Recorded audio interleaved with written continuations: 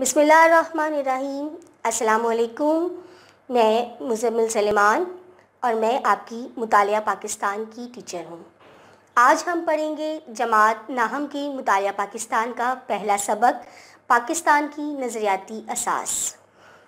ہمارے اس سبق کے مقاصد تدریس کچھ یوں ہیں کہ طالب علموں کو اس قابل بنانا کہ وہ نظریے کی تعریف، اس کے ماخذ اور اس کی اہمیت کو بیان کر سکیں، نظریہ پاکستان کے اہم ماخذ کی تعریف بیان کر سکیں، ہندوستان میں اسلامی دور حکومت میں مسلمانوں کو درپیش معاشی محرومیوں اور مشکلات کی وضاحت کر سکیں، برصغیر کے مسلمانوں کے مذہبی، ثقافتی، معاشی، معاشرتی اور دوسرے تمام بحران اور محرومیوں کو تفصیل سے بتا سکیں، علامہ اقبال اور قائد اعظم کے نظریات کی روشنی میں نظریہ پاکستان کا مفہوم بتا سکیں۔ سب سے پہلے ہم بات کرتے ہیں نظریہ۔ نظریہ کسے کہتے ہیں؟ تو یہ تو آپ جانتے ہیں کہ برصغیر میں پاکستان کا قیام 20ویں صدی میں وجود پذیر ہوا اور اس واقعے کے پیچھے ایک مضبوط نظریہ کار فرما تھا، اور نظریہ اس کو انگریزی میں آئیڈیالوجی کہا جاتا ہے۔ نظریے کا جو لفظ ہے، اس کی تعریف مختلف ادوار میں مختلف رہی ہے۔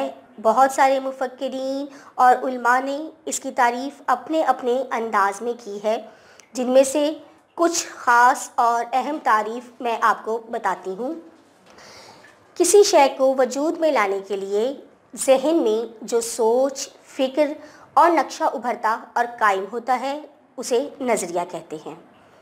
کسی بھی مقصد کے لیے بنایا گیا فکری خاکہ نظریہ کہلاتا ہے۔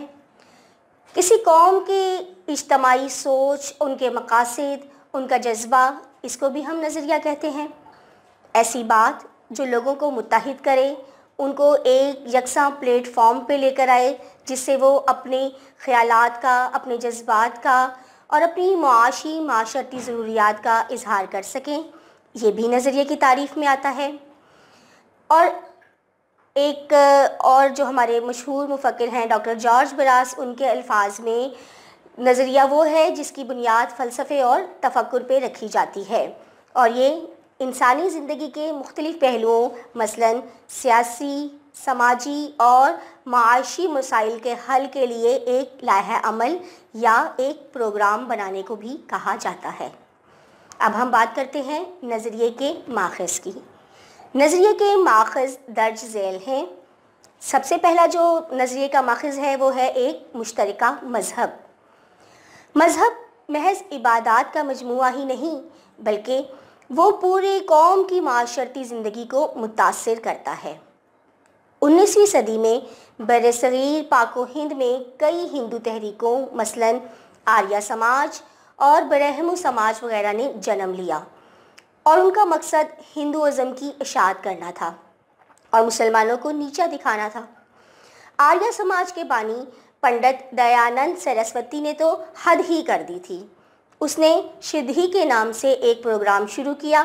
شدھی یعنی کہ لوگوں کو ہندو ذہن کے مطابق پاک صاف کرنا۔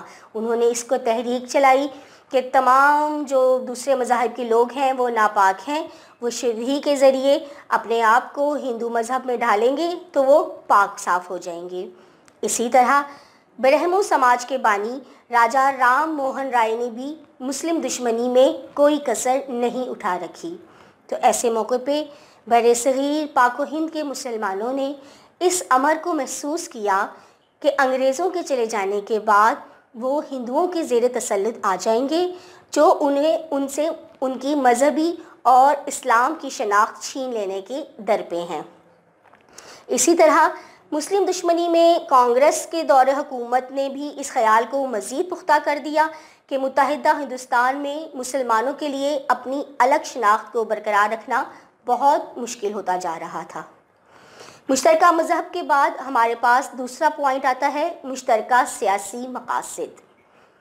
مشترکہ سیاسی مقاصد کی بنیاد پہ بھی کئی اقوام نے آزادی حاصل کی اور آزادی کی جد و جہد کی۔ انگریزوں کی آمد سے برصغیر پاک و ہند میں جمہوریت کا تصور ابھرا، جس میں حکومتی نمائندوں کا ووٹ کے ذریعے انتخاب عمل میں لایا جاتا تھا۔ آبادی کے لحاظ سے برصغیر پاک و ہند میں مسلمان اقلیت میں تھے، لہٰذا حکومت میں بھی مسلمانوں کا بہت تھوڑا حصہ تھا، اور اس نئے سیاسی نظام نے مسلمانوں کو یہ شعور دیا کہ وہ اپنے علیحدہ تشخص کے لیے جدوجہد کریں۔ اگلا ہمارا جو نظریے کا ماخذ ہے وہ ہے مشترکہ تعلیمی مقاصد۔ مشترکہ تعلیمی مقاصد بھی کسی بھی قوم کے نظریے کے ماخذ ہوتے ہیں۔ انگریزوں نے برصغیر میں جو نظام تعلیم رائج کیا، جو متعارف کروایا، اس میں انگریزی زبان کو بہت زیادہ اہمیت دی گئی تھی، جس سے اس وقت کے بہت سے علماء دین نے تشویش کا اظہار کیا کہ انگریزی سیکھنے سے مسلمان اپنے مذہب سے دور ہو جائیں گے، اور انہوں نے اس کو منع کر دیا مسلمانوں کو کہ وہ انگریزی زبان میں تعلیم حاصل نہ کریں۔ لیکن بیشتر مسلمانوں نے نئے نظام تعلیم کی ضرورت کو سمجھا، جن میں سر فہرست سر سید احمد خان تھے، جنہوں نے اپنی پوری کوشش سے اور تحریک چلا کے مسلمانوں کو آمادہ کیا کہ وہ نئے زمانے کا ساتھ دینے کے لیے نئے زمانے کی تعلیمات سے روشناس ہوں اور اپنے آپ کو ان سے آگاہ کروائیں۔ اس کے بعد ہمارا چوتھا پوائنٹ، مشترکہ معاشی مقاصد۔ مشترکہ معاشی مقاصد بھی کسی بھی قوم کے نظریے کے ماخذ ہوتے ہیں۔ 1857 کی جنگ آزادی کے بعد انگریزوں کی ہمدردی حاصل کرنے کے لیے ہندو ان کو یہ باور کرانے میں کامیاب ہو گئے تھے کہ اس جنگ کے پیچھے سراسر مسلمانوں کا ہاتھ تھا، کیونکہ ہندوؤں نے اپنے آپ کو نئے زمانے میں ڈھال لیا تھا۔ انہوں نے انگریزی کی تعلیم بھی حاصل کی اور وہ انگریزوں کے قریب ہوتے چلے گئے تھے۔ مسلمان چونکہ معاشی طور پہ اور زبان کے لحاظ سے تھوڑے سے پیچھے تھے، وہ اپنا نقطہ نظر انگریزوں پہ واضح نہیں کر سکے تھے۔ اس کے نتیجے میں انگریزوں کا رویہ مسلمانوں کے ساتھ بہت سخت ہوتا چلا گیا اور انہوں نے مسلمانوں پہ ظلم کرنا شروع کر دیے۔ مسلمانوں کو حکومتی عہدوں میں نظر انداز کیا جانے لگ پڑا، اور ان تمام وجوہات کی بنا پہ مسلمان کاروبار اور تجارت میں معاشی طور پہ پیچھے سے پیچھے اور پسماندہ ہوتے چلے گئے، لیکن انہوں نے اپنے نظریے کو نہ چھوڑا۔ اگلا ہمارے نظریے کا ماخذ ہے مشترکہ ثقافتی مقاصد۔ مشترکہ ثقافتی مقاصد بھی کسی بھی قوم میں اجتماعی نظریے کو پروان چڑھانے میں بہت مددگار ثابت ہوتے ہیں۔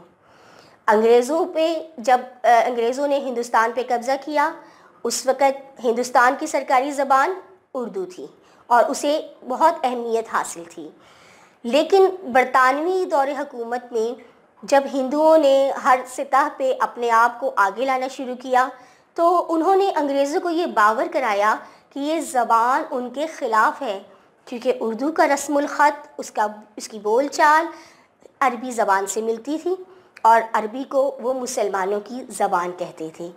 اس لیے انہوں نے ان کو یہ باور کروایا کہ اس زبان کو، اس رسم الخط کو ختم کر دینا چاہیے اور اس کی جگہ دیوناگری رسم الخط کو اور ہندی زبان کو حکومتی سطح پہ رائج کیا جائے۔ مسلمان چونکہ ہندی زبان سے بھی نابلد تھے، اس لیے وہ مزید پیچھے سے پیچھے ہوتے چلے گئے۔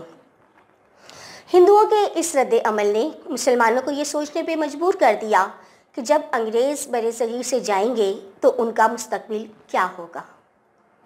یہ تو تھے نظریے کے ماخذ۔ اگلا ہمارا جو امپورٹنٹ ٹاپک ہے، نظریے کی اہمیت۔ نظریہ لوگوں کی سوچ کی عکاسی کرتا ہے۔ اقوام اسی وجہ سے زندہ نظر آتی ہیں۔ نظریہ ایک انسان کا دوسرے انسان کے ساتھ قومی حقوق و فرائض کے جڑے رہنے کا بھی تعین کرتا ہے۔ نظریہ قوم کو متحد رکھنے میں کامیاب ہوتا ہے۔ اس نظریے مقاصد کے حصول کے لیے، ہر قسم کی مشکلات پہ قابو پانے کے لیے قومیں ایک ساتھ چلتی ہیں اور نظریے کے حصول کے لیے جدوجہد کی جاتی ہے۔ یہ نظریہ ایک سے دم وجود میں نہیں آ جاتا، بلکہ اس کے پیچھے صدیوں کی محنت کار فرما ہوتی ہے۔ بقول شاعر، وقت کرتا ہے پرورش برسوں، حادثہ یکلخت نہیں ہوتا۔ اسی طرح عام طور پہ معاشرے کے پسماندہ طبقے کو آگے بڑھنے کے لیے نظریہ ایک ریڑھ کی ہڈی کی حیثیت اختیار کرتا ہے، اور معاشرے کے مظلوم اور پسے ہوئے لوگ جب ایک نظریے کے تحت اٹھتے ہیں تو پھر وہ وقت میں ایک ایسا انقلاب لے کے آتے ہیں جو تاریخ صدیوں تک یاد رکھتی ہے۔ جس طرح امریکہ میں سیاہ فام لوگوں نے نسلی تعصب کی بنیاد پہ اپنے اوپر ہونے والے ظلم و ستم کے خلاف احتجاج کیا، آواز اٹھائی، اس کے نتیجے میں نیلسن منڈیلا جیسے عظیم لیڈر پیدا ہوئے، اور اسی پہ بس نہیں، ابھی تک وہ اپنے اوپر ہونے والے اس احتجاج کے خلاف آواز بلند کر رہے ہیں، جس کی ایک مثال پچھلے دنوں دنیا میں بلیک لائیوز میٹر کے سلسلے میں بھی دیکھنے کو ملی، کیونکہ ایک لمبے عرصے تک انسانی حقوق کی محرومی نے ان کو ایک بہت بڑی طاقت بنا کے ابھارا۔ اسی طرح برِ صغیر کے مسلمانوں نے بھی جب اپنے آپ کو ہر شعبے میں پیچھے اور پستے ہوئے دیکھا تو انہوں نے اس امر کی ضرورت محسوس کی کہ انہیں ایک ایسی مملکت چاہیے جس میں وہ اپنے دین اسلام کے تحت اپنے روز و شب گزار سکیں، اور یہ انگریزوں اور ہندوؤں کا ظالمانہ رویہ تھا جس نے ان کے اندر نظریے اور دین اسلام کی بنیاد کی ایک روح پھونکی، اور انہوں نے وہ سماجی، معاشی اور سیاسی بیداری حاصل کی جس کا نتیجہ حصول پاکستان پہ ختم ہوا۔ لہٰذا ہم کہہ سکتے ہیں کہ نظریے کے جو پس پردہ تاریخ، روایات، رسم و رواج، مزاج، نفسیات اور مذاہب جیسے بنیادی عناصر شامل ہوتے ہیں، اور یہی عناصر کسی بھی نظریے کی اہمیت کو اجاگر کرنے میں مددگار ہوتے ہیں۔ آج کے لیے اتنا ہی سبق کافی ہے۔ انشاءاللہ تعالیٰ اب ہم اگلے سبق میں نظریہ پاکستان کے مفہوم کے بارے میں بات کریں گے۔ اللہ تعالیٰ آپ کو اور مجھ کو، ہم سب کو اپنی حفظ و امان میں رکھے۔ اللہ حافظ۔